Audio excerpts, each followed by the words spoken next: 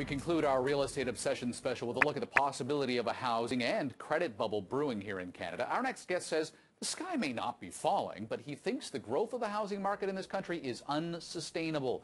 For a run through what makes a bubble, we turn to Ben Rabidoux of the Economic Analyst. Good to have you with us. Well, thanks. Great to be here. So when we talk about, average home prices, we see them spike substantially, but can't we just blame the Vancouverites for that?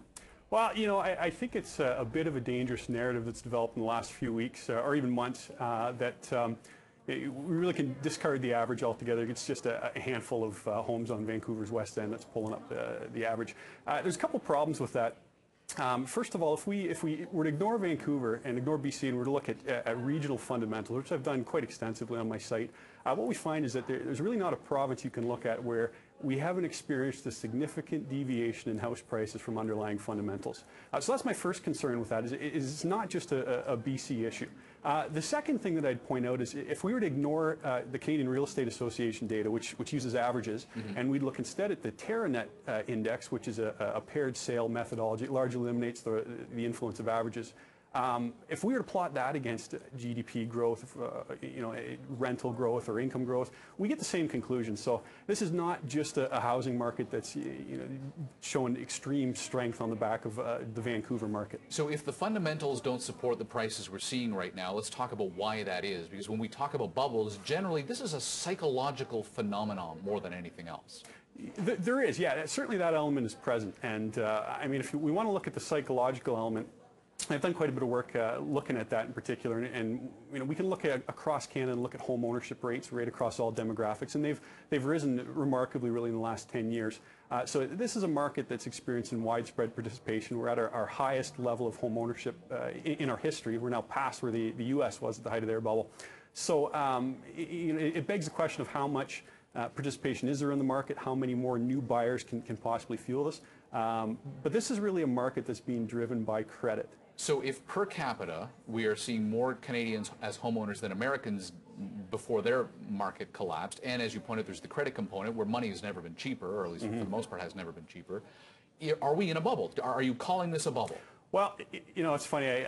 I don't mean to skirt that question at all. I think it comes down to semantics. I mean, really, what we're looking at here, when you use the word bubble, it elicits all these images of major market crash in the U.S. and whatnot. What I think we're facing here in Canada is a significant overvaluation issue on a national basis, and certainly that's being skewed higher by a handful of larger markets. But I think it's dangerous to just look at it and say, well, it's just a handful of these larger markets and the rest of Canada is fine. I'm confident saying that I think we've got an overvaluation issue across Canada of roughly 20%, maybe even higher. And at some point in the next few years, that's very likely to correct. Okay, so correct. Let's talk about that, because when we talk about bubble, we talk about bubble bursting. And if we're not currently in a housing market bubble, but we are in a credit market bubble, one leads to the other. Absolutely. Yeah, it's really difficult to delineate where a housing bubble ends and a credit market bubble begins. And what we see on my website, I spend a great deal of time looking at fundamentals that traditionally drive house prices. So we know that house prices have massively outpaced GDP per capita. They've massively outpaced income growth. They've outpaced rents. They've outpaced inflation. So these are the things that economists typically look at and say these underpin the real estate market. And we're completely disconnected from those right now. But what we are connected to very heavily is the availability and the demand for credit. And what I recently ran was a post looking at, if you were to look at the year-over-year growth in mortgage debt as a percentage of GDP and compare that to real house prices, there's no stronger correlation right now. And I think it's the smoking gun that shows that this is not a market driven by income growth. It's not a market driven by the traditional drivers of real estate appreciation. It's being driven by cheap debt. And I think that dynamic can't possibly continue indefinitely. But if it can't continue, the question is how does it end? And I wonder if, in light of everything we've seen with the U.S. as of late and fears of a double-dip recession there, that you can slowly deflate a bubble so long as there isn't a massive shock to the system. Yeah, absolutely. And I don't discount entirely this idea that we could see stagnating prices for the better part of a decade like we saw in the 90s. That's certainly possible. The concern that I have, like you said, is that real estate right now is priced in such a way that people are clearly extrapolating the last decade of quite stable house prices into the indefinite future. And in order to realize this sort of sideways market, what we would need is the stars to align. We need interest rates to stay quite low. Like you said, we need no adverse shocks to the system.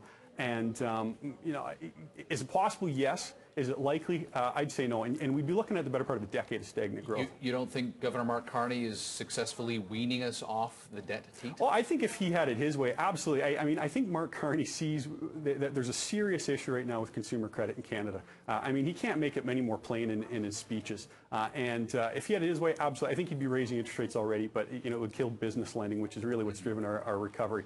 You know, again, can he orchestrate a soft landing in real estate? I think it's well beyond his control at this point.